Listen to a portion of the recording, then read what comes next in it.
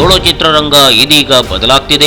ಅದು ಪುಟ್ಟ ಪುಟ್ಟ ಹೆಜ್ಜೆಗಳನ್ನಿಟ್ಟು ಅಲ್ಲ, ಬದಲಾಗಿ ದಾಪುಗಾಲನ್ನಿಟ್ಟುಕೊಂಡು ಎಲ್ಲರ ಹುಬ್ಬೇರುವಂತೆ ಮಾಡ್ತಿದೆ. ಇದಕ್ಕೆ ಬೆಸ್ಟ್ ಎಕ್ಸಾಂಪಲ್ ಅಂದ್ರೆ ಜಬರ್ದಸ್ತ್ ಶಂಕರ.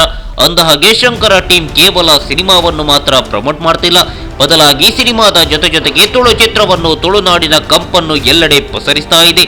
ಅದು ಹೇಗೆ ಅಂತೀರಾ? ಮುಂದಿದೆ ನೋಡಿ.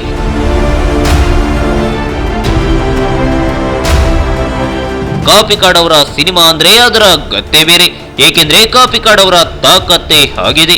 ಈವರೆಗೆ ಕಾಪಿಕಾಡ್ ಅವರ ಪ್ರತಿ ಸಿನಿಮಾದಲ್ಲೂ ಮನರಂಜನೆಯ ಜೊತೆಗೆ ತುಳುನಾಡಿನ ಆಚಾರ ವಿಚಾರಗಳ ಬಗ್ಗೆಯೂ ತಿಳಿಸಲಾಗಿತ್ತು. ಆದರೆ ಈ ಬಾರಿ ತುಳುನಾಡಿನ ಆಚಾರ ವಿಚಾರದ ಜೊತೆಗೆ ತುಳು ಲಿಪಿಯ ಬಗ್ಗೆಯೂ ಅರಿವು ಮೂಡಿಸಲಾಗಿದೆ. ಯಸ್, ಈ ಪೋಸ್ಟರ್ ಅನ್ನೊಮ್ಮೆ ಸರಿಯಾಗಿ ನೋಡ್ತಿದ್ರೆ ಏನೋ ಒಂಥರ ಖುಷಿಯಾಗುತ್ತೆ ಅಲ್ವಾ? ತುಳು ಲಿಪಿಯಲ್ಲಿ ಕಂಗೊಳಿಸ್ತಾ ಇರೋ ಶಂಕರನ ಪೋಸ್ಟರ್ ಅನ್ನು ನೋಡೋದೇ ಒಂಥರ ಖುಷಿ. ಅಷ್ಟೇ ಯಾಕೆ, ತುಳು ಲಿಪಿಯಲ್ಲಿ ತುಳು ಚಿತ್ರದ ಪೋಸ್ಟರ್ ಅನ್ನು ನೋಡೋದೇ ಪ್ರತಿ ತುಳುವರಿಗೂ ಹೆಮ್ಮೆ. ಈ ಹೆಮ್ಮೆಗೆ ಕಾರಣವಾಗಿದ್ದು ಜಬರ್ದಸ್ತ್ ಶಂಕರ.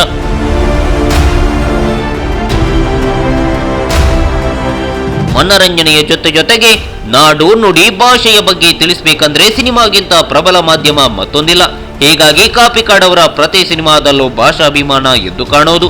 ಅದೇ ರೀತಿ ಈ ಬಾರಿಯೂ ತುಳು ಲಿಪಿಯ ಬಗ್ಗೆಯೂ ತಿಳಿಸಿರೋದು. ಪ್ರತಿ ತುಳುವನ ಹೆಮ್ಮೆಯ ಜಬರ್ದಸ್ತ್ ಶಂಕರವನ್ನು ತುಳುವರಾದ ನೀವು ನೋಡಿಲ್ಲ ಅಂದ್ರೆ ಹೇಗೆ? ಮೊದಲ ದಿನ ಮೊದಲ ಶೋ ಶಂಕರನನ್ನು ಅರಸಿ ಮತ್ತಷ್ಟು ತುಳು ಚಿತ್ರಗಳು ತುಳು ಲಿಪಿಯಲ್ಲೇ ಕಂಗೊಳಿಸುವಂತೆ ಯಾಗಲಿ ಎನ್ನುವುದೇ ನಮ್ಮ ಆಶಯ.